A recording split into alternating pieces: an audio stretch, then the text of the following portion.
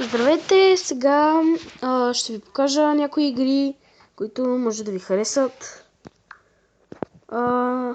Тази игра Clay-Doh, вижте как се пише. В нея можеш да рисуваш всякакви неща. Ето. И на мен лично много ми харесва. Ако искате, изтеглете си и вие. Следващата игра, която ще ви покажа, е Dream League Soccer.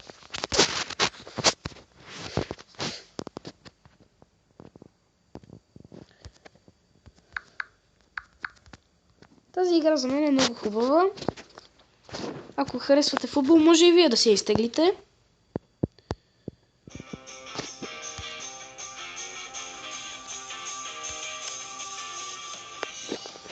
И тук можете да си купувате такива вратари, футболисти.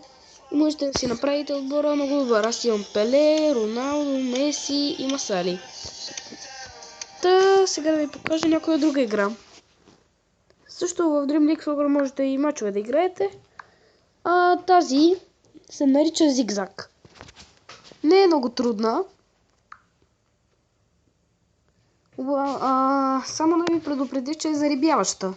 С един тап променяте посоката на топчето. Ето.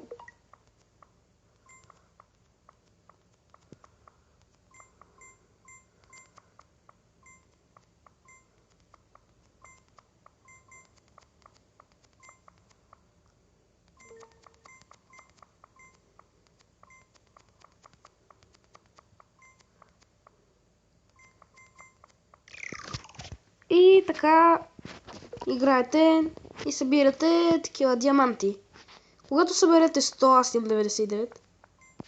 Когато съберете 100, влизате в стора, в шопа и избирате нещо да си купите топче.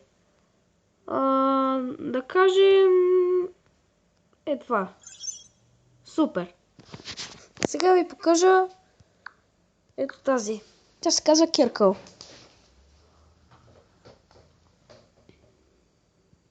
Киркле се пише. Както виждате. Tap to jump. И не трябва. Значи трябва ето така да натискате, за да стоите на линията. Обаче ако излезнете така, ако докоснете линията, умирате. Тук има и състезания, които за мен са малко трудни някои.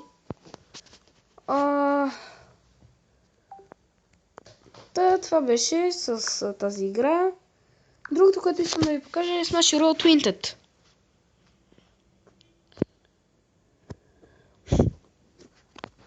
Smash Roll е подобна на Minecraft. В нея, примерно, ето имате коли, всякакви. И тези, които са цветни, ги имате. А пък тези безцветните, всъщност тях ги нямате. И примерно да изберем това бъгито.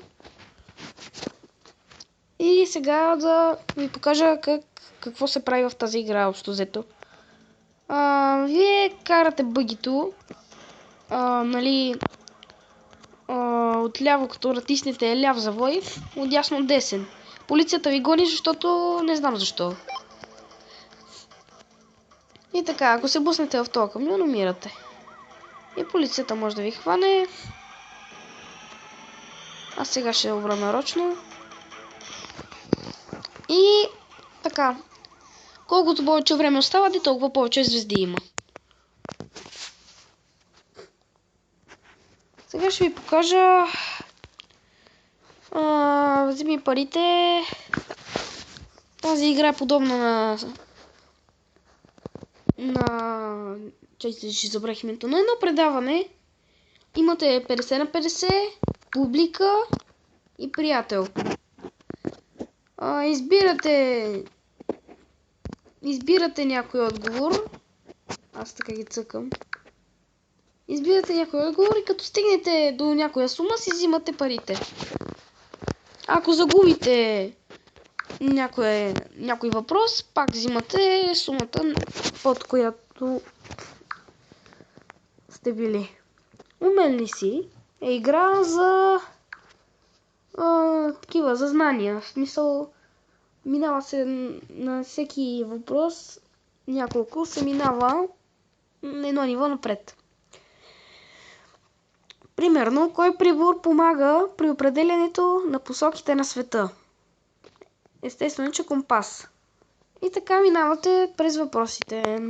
Сега ще ви покажа Wearfall. Free. Тази игра сигурно я знаете, но все пак искам да ви я покажа.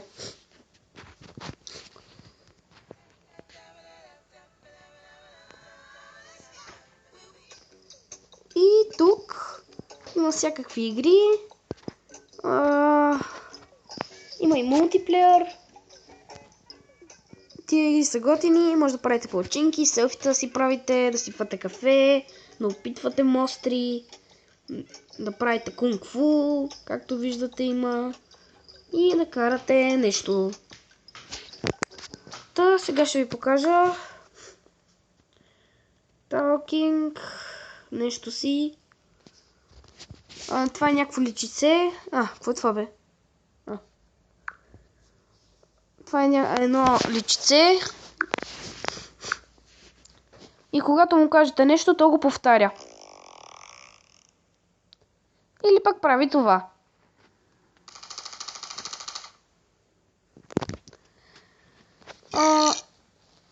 Добре, това е много просташко нещо. И така. Сега ще ви покажа... Какво да ви покажа? Тия са за виртуални очила. Лакчето и това. Shadow Fight. Лотарията.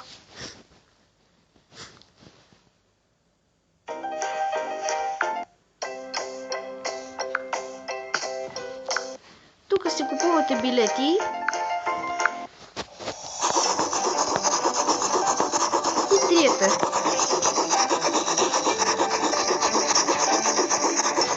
Ако имате три еднакви символа, съответно купи очила или каквото там, печелите. Има и други такива билети, обаче аз ви показвам само този. Сега ще ви покажа една игра, която тук що си изтеглих и не знам дори как се играе. Тя къде е? Ето сега ще я сложа при игрите. Piano Tales 2.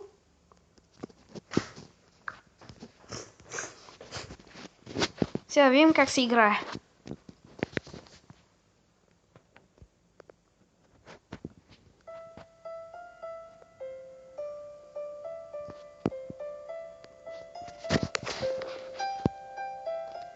Добре.